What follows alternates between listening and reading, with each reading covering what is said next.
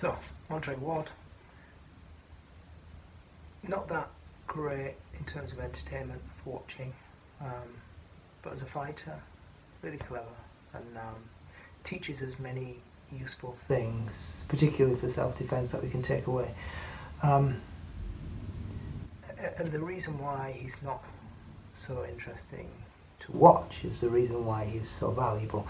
It's that he controls the elements of the fight, the chaotic elements, the unpredictable elements of a fight that usually we rely on to give us that, the unpredictability, the uncertainty, what's going to happen, who's going to win, how's this going to go down. He controls all of those uncertainties, and that's not great for entertainment, but for self-defense that's ideal, because we don't want uncertainty. We want to control everything that we can control in a physical conflict. So Ward, another thing about Ward, average sized guy for his division, not blindingly fast, not great power, he's just an average guy, so he's not using any special Superman powers.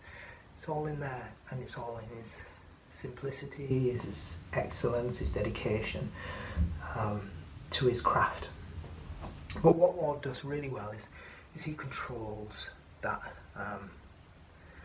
that space that a lot of people, you know, you're trading in the 50-50 space, you punch, he punches, you're working, defending in that space. He doesn't do that.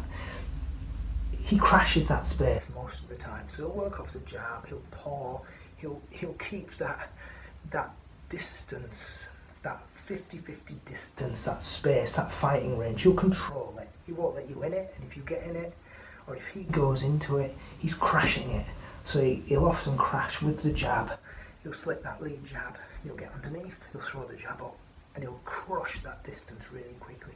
He'll crush it, he'll get in close, he'll drive his head into the pocket, and he'll work. He'll tie you up, he'll fire single shots off, he'll drive back with his head, tie up your arms, throw in the uppercut, he'll work that jab, and then he'll work shots off that jab. He'll tie you up behind the neck from that distance, boom! But everything's about, he hits you, you can't hit him back because he's got you tied up.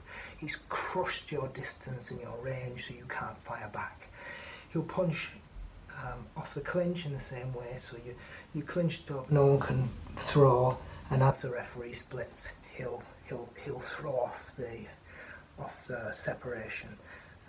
Dirty tricks in boxing, but in self-defense, it's the kind of things you're thinking about. As soon as I've got that space, boom, I've got that space to shoot before he can shoot. So it's all about crashing that distance, working his shots in, controlling with the head, controlling your balance, tying up your arms, working his shots off when you can't work them, tying you back up, pushing back out into space, crashing again, making you miss, staying focused, staying calm. As soon as he gets his opportunity, he's in again, crashing that distance, boof, working that shot off, tying you up, pushing you back with the head.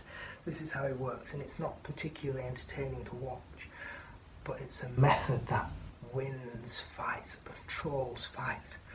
And you see this when you watch him train, when you watch him shadowbox. Focus. Everything's about that technique, the control, not making mistakes, not leaving gaps.